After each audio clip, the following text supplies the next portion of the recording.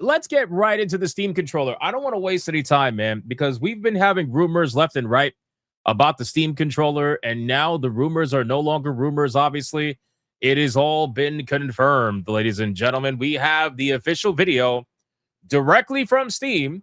This is the overview for the Steam controller, where they announce the release date, they announce the price, they announce all that stuff.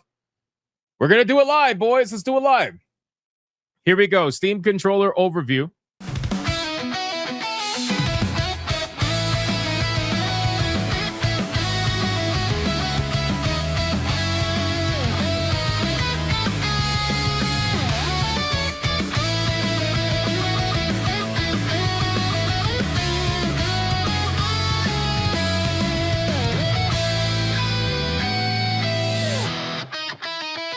Let's see what they got cooking up, man.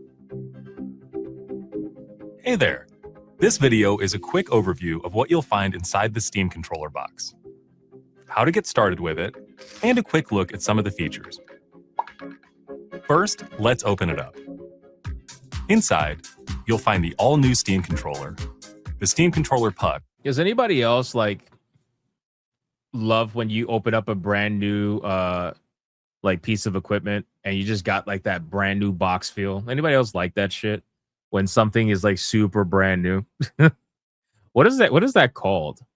You know what I mean? Like what is that called when you're so into that just brand new box feel and smell and all that shit? Does that count as gooning? Does that it's a serious question. Does that count as gooning though? I don't know. What I will say is having a woman display this controller is kind of like a good thing and a bad thing, because I feel like her hands may be too small for this. I don't know. We'll see. We'll see. You're going to call it gooning? Okay, I'll call it gooning too. Yeah, I guess I gooned to that. That's fine. All right, let's check this out. It looks actually kind of cool in the box, though. I like it.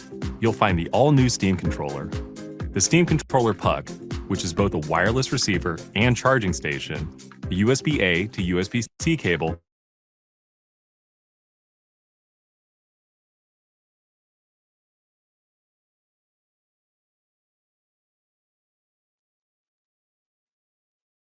What the fuck? StreamYards? Did StreamYards die? What just happened? What is going on, StreamYards? Hold on. Are we good?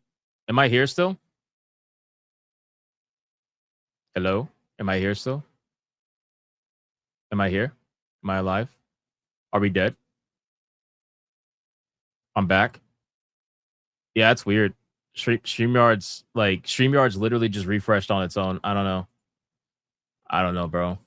I have no idea. All right, let's fast forward right here. Should be fine. The Steam controller puck, which is both a wireless receiver and charging station, the USB-A to USB-C cable, and an information book.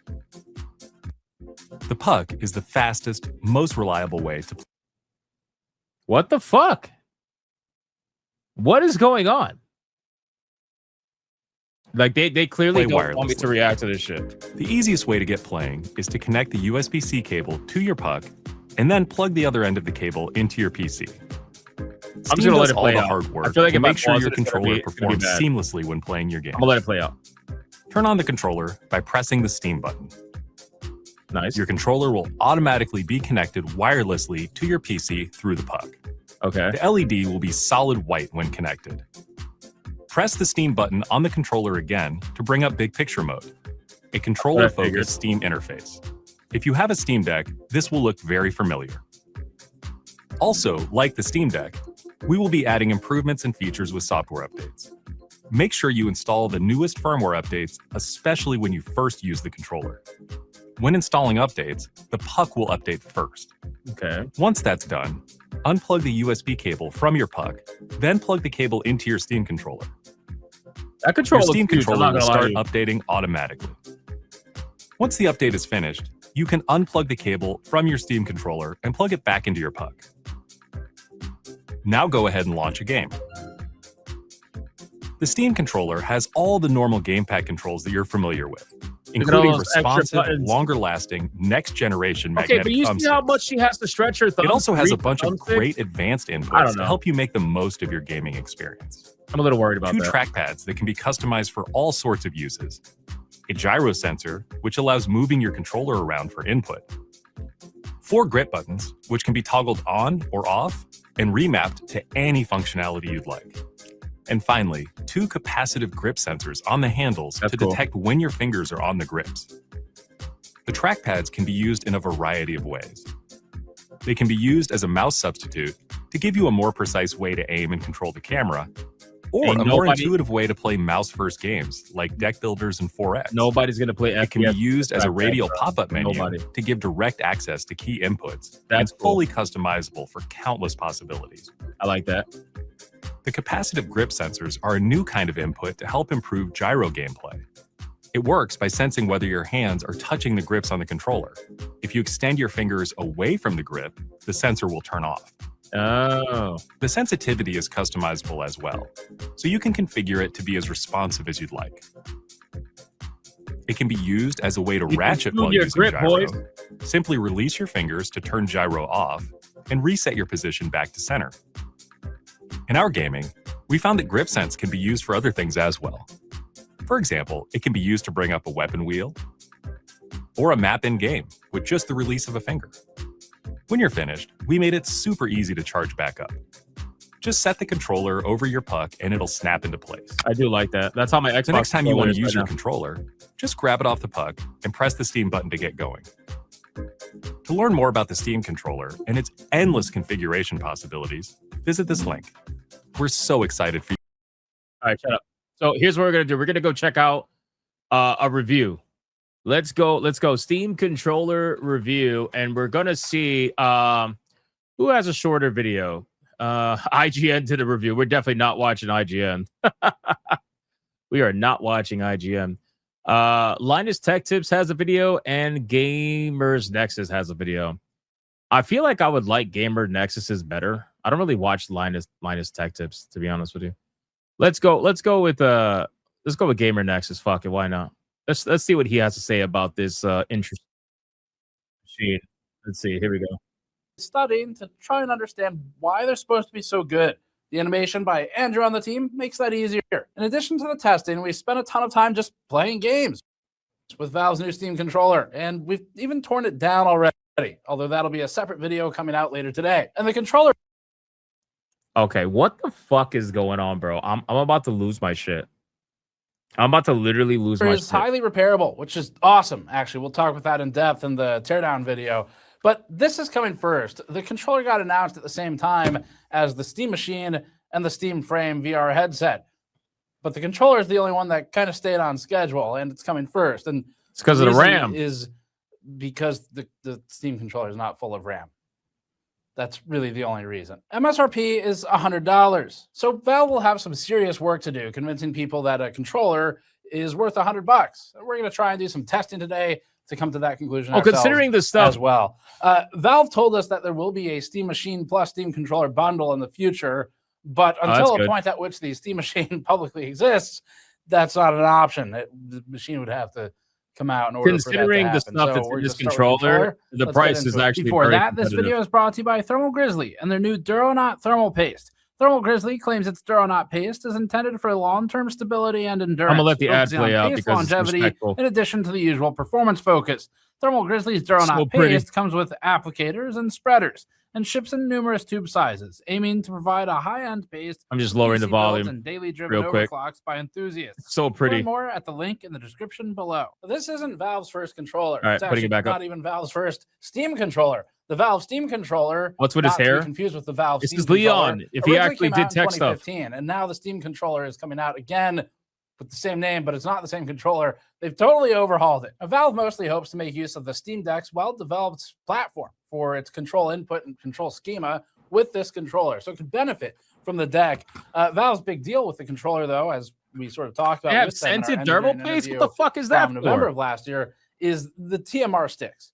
We managed to get a source of supply for the sticks that Valve based theirs on, but they did some modifications to these. So we're going to take a look at these closer, both in teardown and animation, to understand how they work. It involves magnets. No one knows how those work. Valve's TMR analog sticks are a major part of its marketing claims. So we studied how these work, dissected one, and contacted the original manufacturer to ask questions. Getting these in made it a lot easier for us to make our 3D animation for educational purposes, which honestly, I also need. Bro, how you gonna say, brother? How you gonna Jedi Knight? Jedi Knight, I love you, bro. Where are you? Where are you, Jedi Knight? $100 is way too expensive. Rather buy an Elite 2, brother. In Elite 2, is more expensive on average. It's more expensive on average, brother. Like maybe if it's on sale, it might be like $110. But these have better sticks. Like they have better sticks than an Elite 2. Like what do we? How is $100 too expensive? Now, if the controller's ugly, but way better. Like, how is it way better? How is the they don't have the TMR sticks, and they charge you more. How is it way better? I wouldn't say way better, brother. I'm just being real with you, man. I love you though, but like people think. See, it's so weird. People have this like notion in their mind that Steam for some reason should be immediately cheaper than everything else. I don't know why. I don't know why that's a thing. Especially since Steam is offering like a level of technology that's equivalent or better than what's being offered, even already at a cheaper price. But for some reason, people think of Steam and they're like, yeah, it's like the dollar bin. I don't know. Not the Jedi Knight saying that. It's not him. I'm just saying in general, I've noticed that online people have that mindset. Like if it's Steam made, then it should be like $5. Jedi Knight said this is a nightmare to hold. It's too narrow to properly control the sticks. Yeah, but that's different. That's different. You can't say something's way better when better implies that the technology is better. Like if you want to say it's held better, well, I mean, you don't know that. You don't have this controller in your hand. Obviously, it looks like it's probably going to be held worse, but we don't know that yet. We gotta test it out. But I get what you're saying. But I wouldn't say it's way better, bro. To understand how these work, and it's pretty fucking cool. Just from a let's see what we got. Standpoint, that might be trademarked. We should use different words. Leon gained a lot of weight. That's crazy, bro. That one, that's probably fine. It's not really. That's crazy. Quite as well. So let's look at how things do stuff. Trademark. Valve used 2 K-Silver branded TMR analog sticks as opposed to the regular potentiometer sticks that it used in the Steam Deck. Valve confirmed that the sticks are from the JS13 family from the original manufacturer, but said it had worked with K-Silver to, quote, implement design improvements, end quote, which it declined to give further details on. It describes TMR as an incremental improvement over potentiometers or Hall effect sensors, performing the same job, but with a better balance of power, cost, and performance. Here's our animation that Andrew and Patrick worked on to help explain how these work. We'll walk through this animation as we go to show what's unique about TMR sticks. An analog stick needs to measure travel on 2 axes, X and Y. This allows for full 2-dimensional movement. The cheapest and most... It's so funny that we as players, right? We as players probably never fucking think of any of this. You know what I'm saying? Like we never think... This is why I say that people don't care about how things are necessarily made. They only care if it works.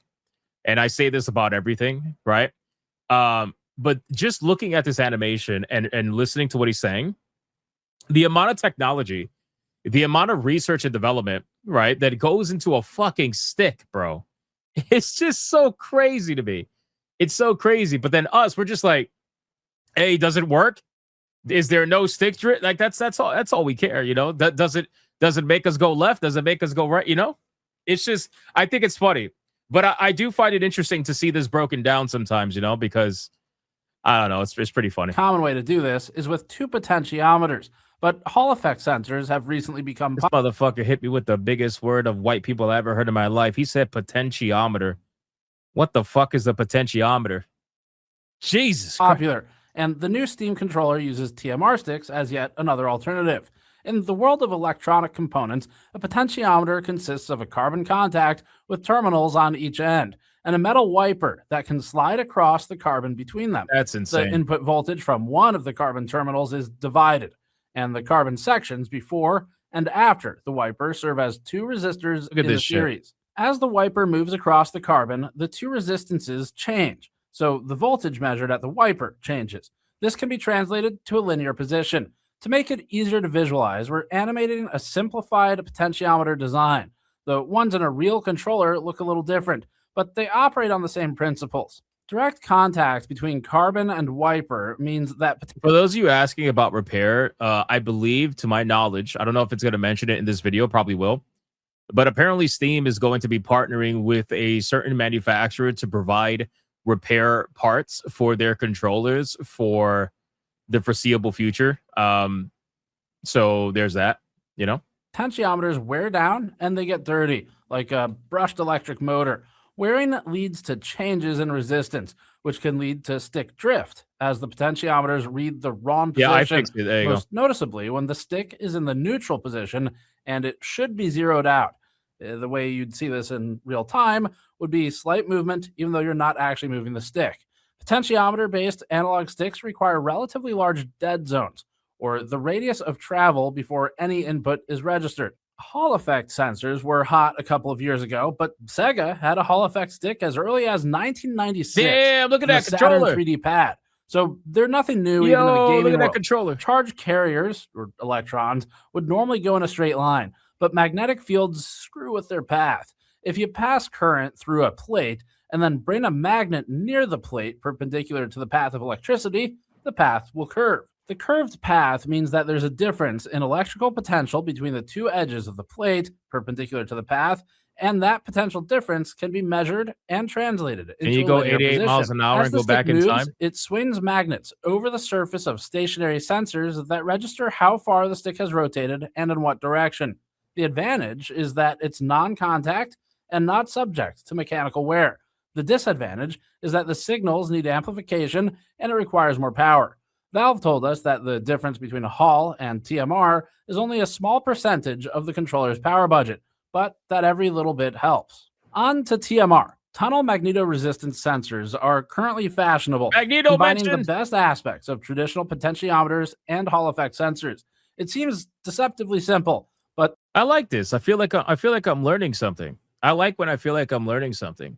Hopefully you guys feel like you're learning something too. Although I can't wait to see all the Z's in the chat from those kind of people. That unless their ADHD is constantly being licked in its ass, they're like, I'm falling asleep. I'm gonna go watch quartering drama. the first paragraph of the Wikipedia article closes with the line, quote, "Since this process is forbidden in classical physics, the tunnel magnetoresistance is a strictly quantum mechanical phenomenon and lies in the study of spintronics." It's produced by the modal interaction of magnetoreluctance and capacitive diractance. The fuck did you say, white man? Two ferromagnetic He said magnetoreluctance and capacitor something. What the fuck did he say? layers with perpendicular magnetic orientations are separated by an extremely thin insulative barrier. Due to quantum mechanics, some electrons can tunnel through the layer, but resistance is high. If a magnet is brought close to the sandwich, so to speak, it forces the magnetic fields into parallel alignment, which increases tunneling and lowers resistance. Functionally, this can create the same kind of low power voltage divider circuit as a potentiometer, but with the added benefit of the same contact-free operation as a Hall effect sensor. But moving magnets can I go swing back over in time, a stationary sensor. Since the Hall effect and TMR both involve magnets, who knows how those work, sticking magnets near the sensors could theoretically cause interference. We haven't noticed this on the Steam controller, even though the magnetic puck is positioned right between the Hall effect triggers and the TMR sticks. So from what we can tell, Valve took this into consideration during design. Hopefully that helps better illustrate how these sticks work and why Valve made such a big deal about them. This animation and the required studying took a lot of extra time to put together and try to understand. So if you found it helpful and you want to support our ability to fund the extra time, please consider grabbing something on store.gamersnexus.net. Maybe one of our soldering and project mats that we used for soldering leads. Buy his merch. Testing. Latency testing is next. We opened up the controller and probed it for an ideal location to solder in leads to our latency testing device on one of the inputs. Jesus Christ. Once we found a suitable location, we soldered in the wires that terminate in a connector. Then we could plug that connector into an LDAT and control its inputs via the connector at the terminating end of the wires. Ultimately, this enabled us to measure the controller's input latency. For this benchmarking, we used the NVIDIA LDAT for these tests with... Brother, this is why I can never be a tech channel. Like, I know tech, don't get me wrong. I don't know it like these guys. But I mean, holy shit, these guys are literally probing the ass of this controller. They're like, we're going to take this controller that you gave us and we are going to violate it. We're going to violate it in every way possible. We're going to probe it. They use the word probe. That's how you know they're serious.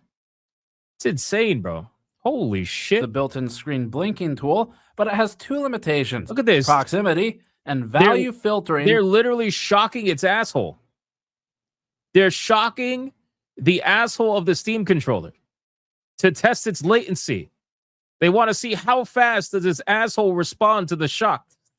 Over 200 milliseconds where it filters those out. Oh, Wiring the man. controller to the LDAT creates a new it's challenge, though, crazy. which is that the controller has to remain physically close to the LDAT. Valve's own latency tests, estimated 8 milliseconds end-to-end on the puck, were performed at 5 meters. We don't expect it to make much of a difference, though. For the puck tests, we magnetically attached the puck to the controller, and for the Bluetooth tests, the controller was placed next to the test system. This For is Bluetooth, crazy. we used the ROG Maximus Z890 Hero's built-in radio. We used Valve's stock USB cable. I want to know, like, how often does this guy piss off companies? Because, like, if you're a company and you make a claim that your product can do XYZ, this guy is going to literally violate your product to find out whether or not that's true. I would feel so, like, I don't know, as a company, I'd be so nervous to give him the product. Like, damn, man. So after he fucks the shit out of this thing, is he going to say we're good or we're not good? You know what I'm saying? I mean, that's good, though. You know why that's good? Because YouTube channels like this is what you don't get from modern day journalism anymore. If you ever did. I mean, back in the day, sure, there was some like PC gamer magazines that had tech columns like this, but realistically, you don't get this anymore. Like, YouTubers are carrying the game in this regard. YouTubers like this. So when I see somebody holding companies accountable like this and like doing real fucking testing, you know, like actual real testing, not shilling, testing of all kinds. I think that's great. That's a good thing For you know? all wired tests. Here's the chart. All numbers are full click-to-photon latencies, or the latency from button press to the instant the screen shows a photonic response. In other words, this is total end-to-end system latency. Only a small portion is from the input device itself, or the controller.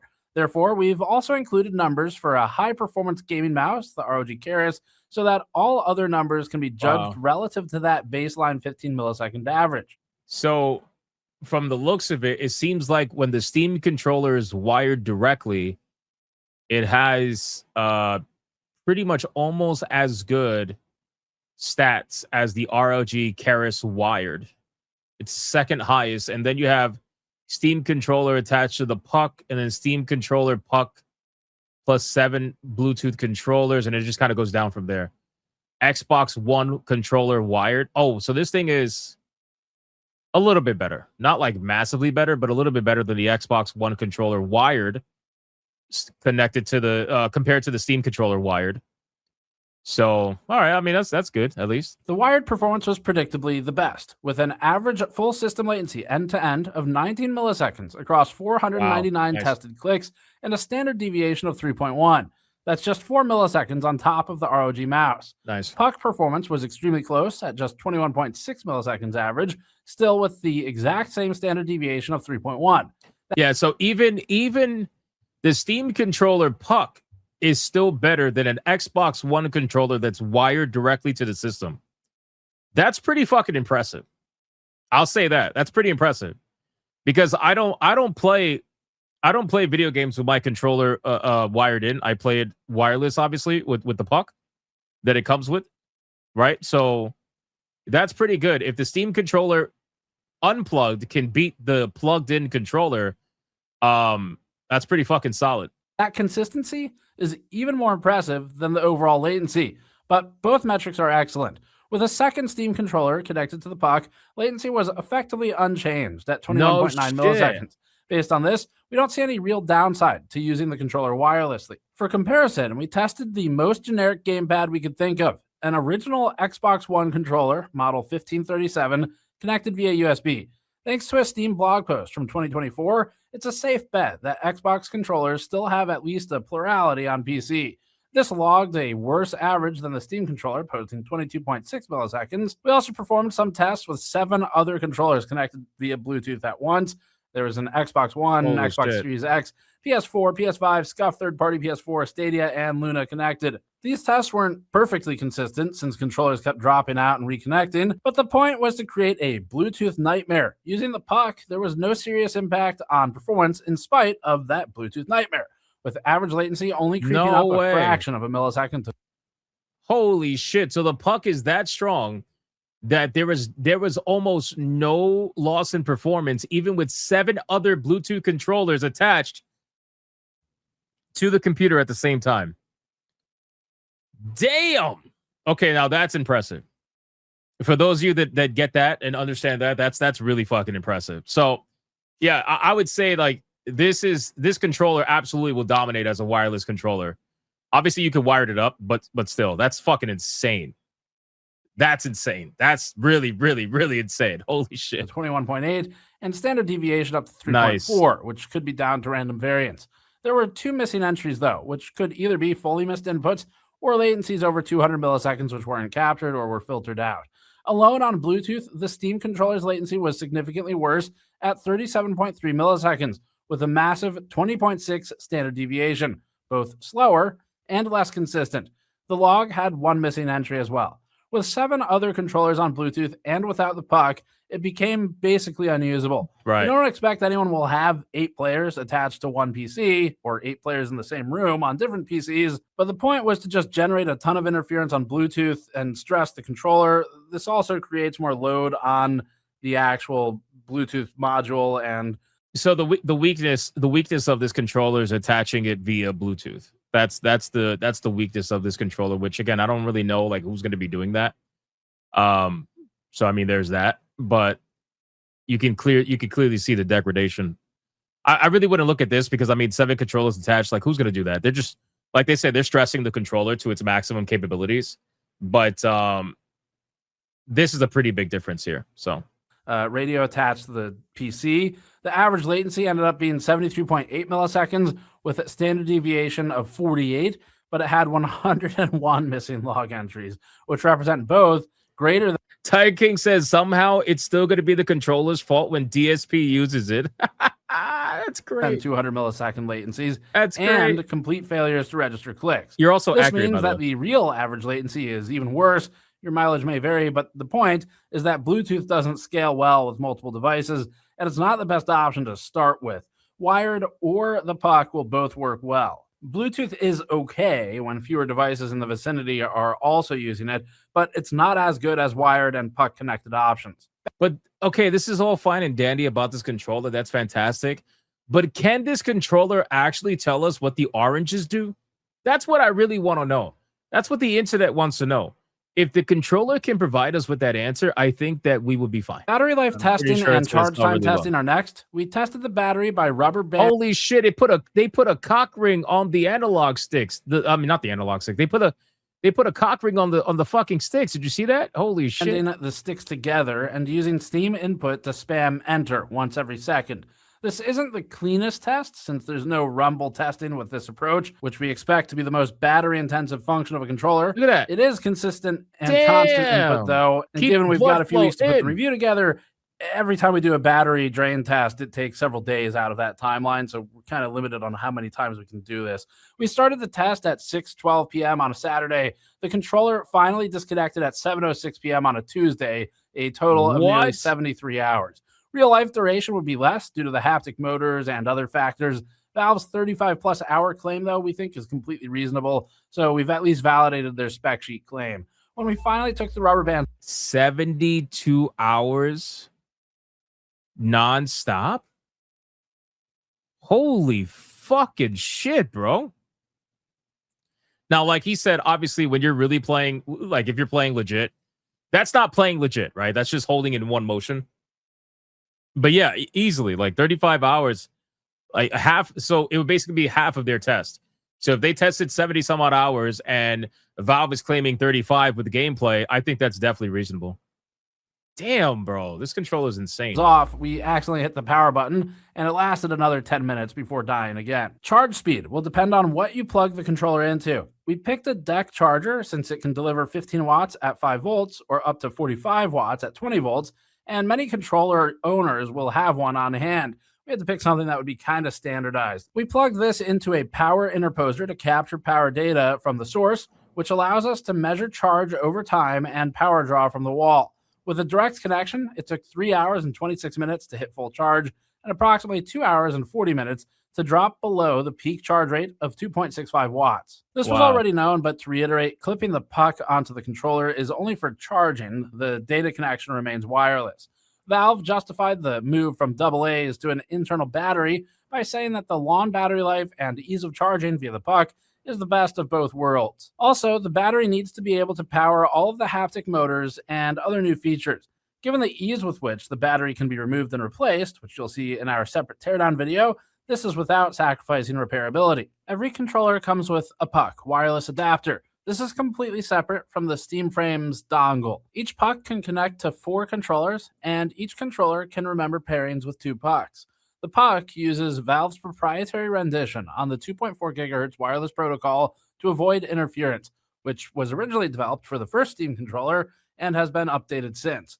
We didn't do a deeply scientific range test, but we did do one. We originally tested the puck in our extremely long hallway at the office, but it wasn't long enough to drop signal. So we took the controller outside and started walking until the signal died. Using the puck outside, we were able to get around 146 feet or 44.5 meters away with direct line of sight before it completely dropped out. In a house, you'd lose connection much sooner due to walls and obstacles. Obviously, Still, though, it's an impressive range.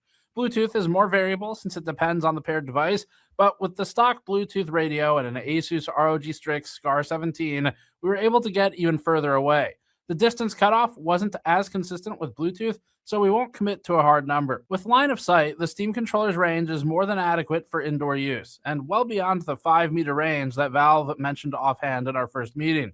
If you're curious about the range in your own house, there's a live DBM signal readout in the settings menu, which immediately reacts, covering the puck or the controller's antenna located near the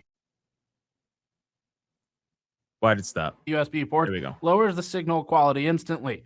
Anecdotally, we were able to maintain a connection through walls 2 rooms away, but not all walls are built the same. We're getting into the hands-on section now. We had to switch to the Steam Client Beta in order to update and run the Steam controller, but we were told that customers won't have to do this. This is the part that I care about. I want to see this part. There wasn't great progress feedback. After initially connecting the controller and launching into big picture mode, we had some weird issues with bindings. Do you see like how high his thumbs are though?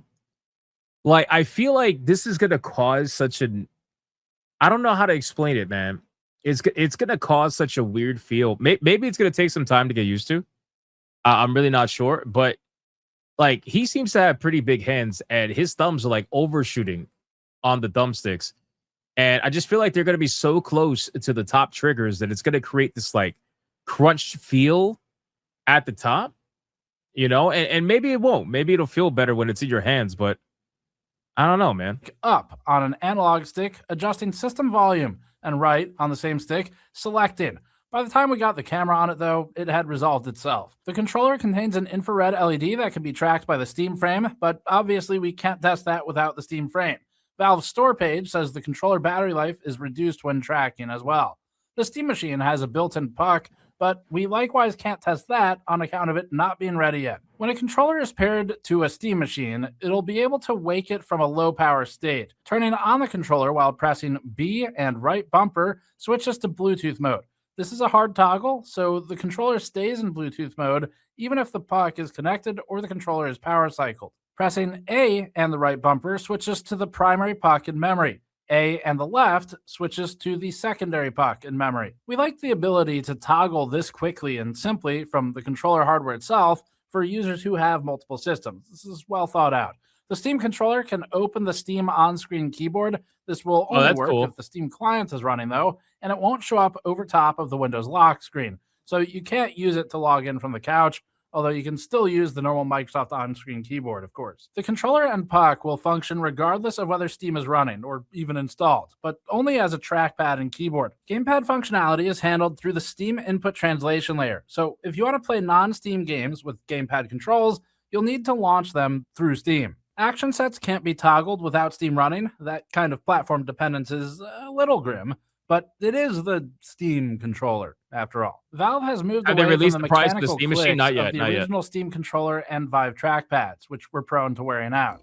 Pressing on the new trackpads causes an extremely believable click, but it is just haptics. Like the original Steam controller, the haptic motors can be used to play sounds. So all the notification chimes are actually generated by the motors themselves.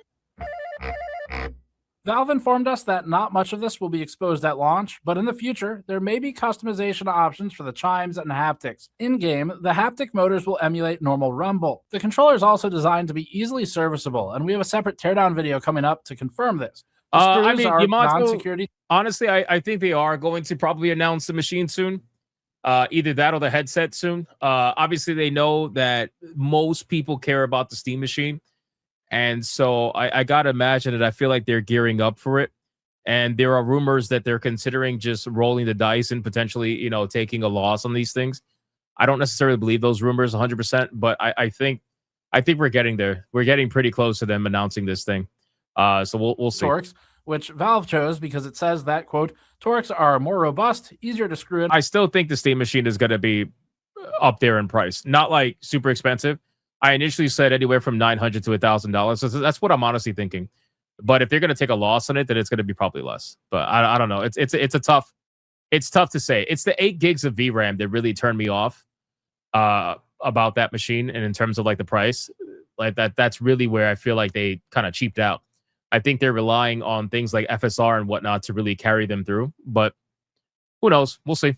Without damaging and way less likely to strip, end quote. I was spot on with the controller pricing, guys. I said $99.99, and people were like, "No way, it's Steam. It should be like $3.99 with a Happy Meal." It's like, no, it's gonna be $99.99. That's what I was gonna guess. This is the right answer for a YouTube comment section.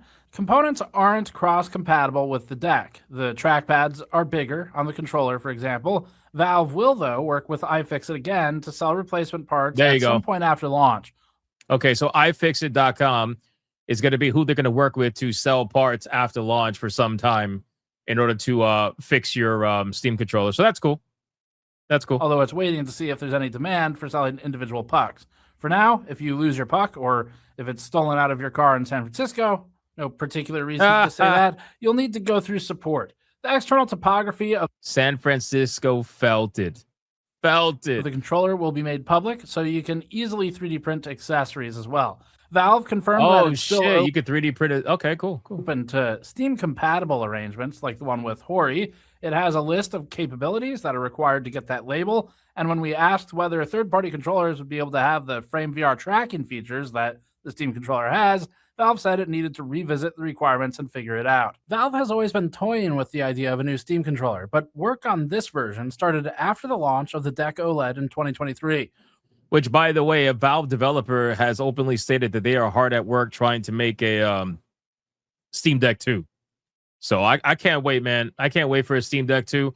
Obviously, they're going to get their full lineup out first. They're going to get the Steam machine out first. They're going to get the headset out first, but shit, I cannot wait for a Steam Deck 2. I want one so bad. With the positive reception of the Deck, Valve wanted a way to enable those controls even when docked or on a normal PC.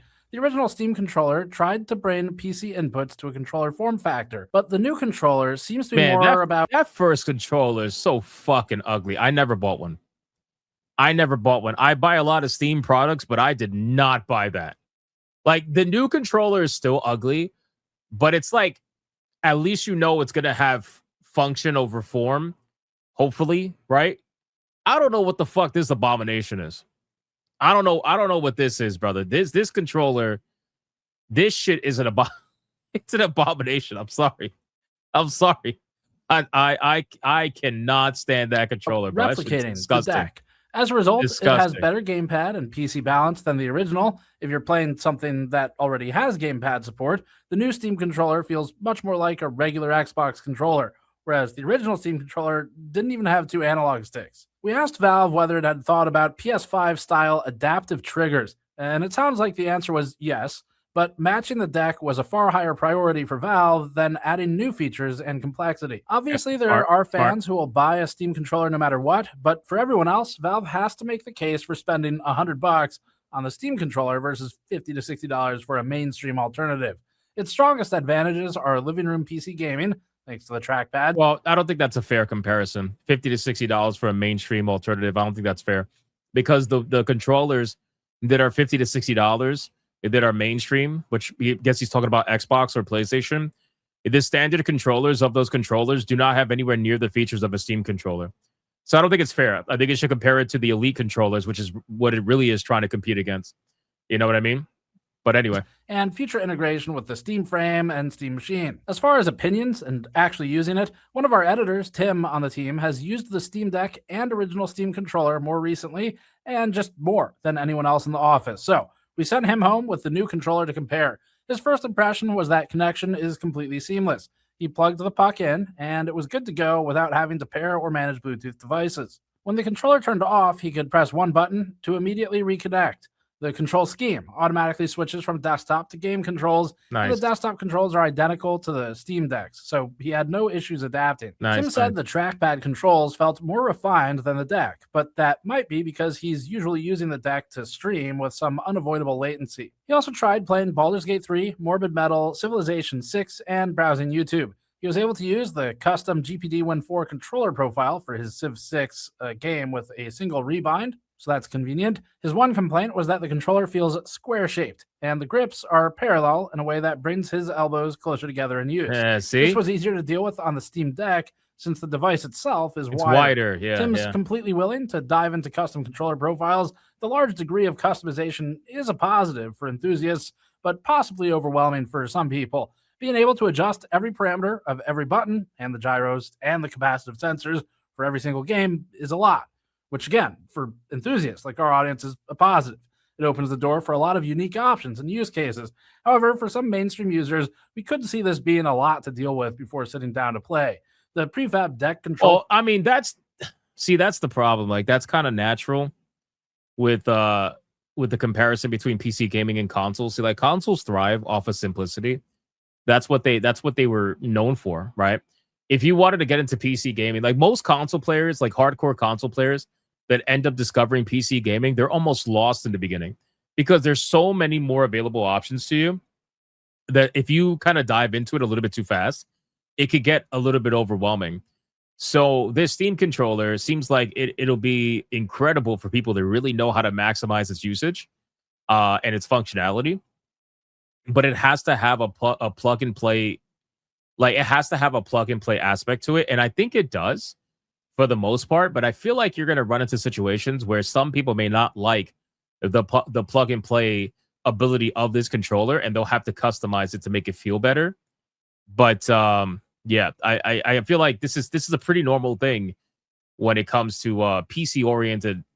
Well, if you want to call this a PC oriented product, I would call it a PC oriented product, but I understand it's a controller, so I get it, but still, like, it's coming from Valve, so. Profiles, though, are compatible with the new controller and resolve this for most games. We don't think true mouse and keyboard games like Total Warhammer 3 will ever intuitively fit a controller, but that's more of an opinion. So it's a controller. There's a lot of subjective stuff with the controller, which makes it hard. There's some objective things, though, and one of those is latency. The controller's latency measured impressively in the puck test, especially, but also wired and to some extent with Bluetooth.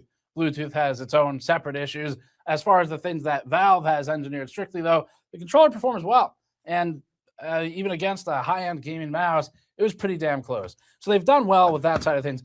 The battery life is unbelievably long. I mean, we had that one test that we mentioned the numbers for it earlier in this video where it was just constant input every second, and it lasted several days. That's we had amazing. another test we couldn't complete just because the length of the review window is not sufficient to do more than like 1.5 batteries. Brother, what are you, Batman? You got like 9 fucking monitors on the wall. What are we doing? Is that real? Oh, it's real, I'm sure. Jesus. Tests. And that's not because it was a short window for review. Like, they give us a lot more time than most companies. So it's really more of a testament to the controller's battery life. We had one test with Rumble. So basically, we set the controller up with a game where I think it was a racing game, and we just had. I felt good having 3 monitors. This guy's like, sit the fuck down, you peasant. I'm Bruce Wayne here, bitch. You're the Joker. And nobody likes you. The tire spinning constantly and kind of rubber banded everything together so it would keep doing so, then watched it with a security camera. Actually, the Joker's cooler. He just basically turned me into Robin at this point. And that ended up running for a little over or around 24 hours in total for that test. Plus, it had already been used a little bit before that. And then we used it for B-roll because we had to terminate the test because we needed to get working on this review to get it published in time. So around 24 hours, we stopped doing the Rumble test. It was still not dead. I think it had like 25% left. We shot B-roll with it all day, still around the same. So we don't have a final number for how long it would last with the Rumble test. It looks like under 2 days, but over 1 day. That's insanity. So it's, I mean, I don't know. Not being able to finish the test because the battery lives too long is, it's a good thing. Now, that's a flex. Brother, that is a flex. Like, imagine having a controller that lasts so long that the people that do tech reviews can't even finish their test because the controller's lasting too long. That's a fucking flex. Not a AA solution, but as you'll see in our teardown, we're really happy with the replaceability of the battery. So as soon as there's battery options on the market, these are trivial to open up, and the battery just pulls right out. There's no glue, at least in the one we opened. No hey, bullshit. Yo, pull it out. You just pull the battery, you put another one in, which is great. As for the TMR sticks, they should last longer than normal potentiometer sticks, and they have smaller dead zones by default, which is an improvement.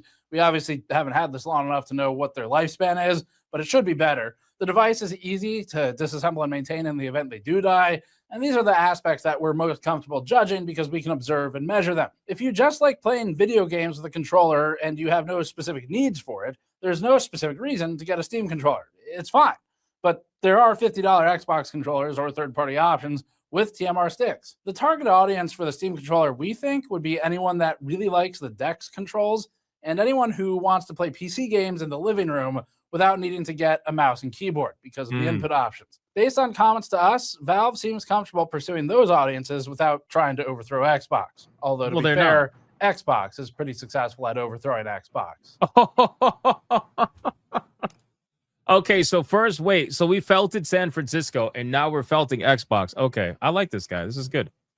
This is good. This is good stuff. Yeah, I mean, I've said it so. Okay, I've said it so many times, and I'm gonna say it again to close out this segment. All right, Steam is not trying to compete with the mainstream. I've said this so many times, and for some reason, bro, like the console super fans, they just can't get that through their head. They're just like, oh, you're releasing a controller to try to compete with us?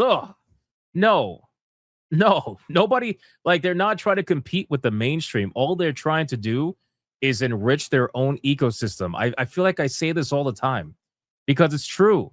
Like, Valve has made it very clear that they're not trying to compete with any mainstream. Like, if they take a couple of sales away from Xbox, great, fantastic. But all they're really trying to do is give a product to the people that are utilizing their service every day that's going to help enrich their own service every day. That's all they're trying to do, which is why this controller opted for, instead of adding new features, they opted for features that are going to make it easier and better to utilize Steam OS. They're assuming that you're going to utilize this, obviously, with Steam Big Picture Mode, the Steam Deck, like the Steam VR headset. They're imagining that you're going to use this as a Steam user, not as somebody who wants to play something else with the Steam controller. Like, that's really what it is. You know, so people don't get that. And when they look at this, they're like, well, why didn't you add this for my favorite mainstream's controller? I'm not going to buy it now because it doesn't. Nobody fucking cares. Nobody cares. It's specifically for Steam users. That's really what it's about. So ultimately, this was a great video from Gamers Nexus. I'm going to drop the link right now, and I'll make sure to put it in the description when I clip it for Hypnotic Gaming Live with the live clips. But here is the link to the video. If you haven't watched this, consider watching it. Give them a like, a long view duration, comment, all that stuff. I mean, they did fantastic work here. They really did. That was good stuff, man. I feel like I learned a lot.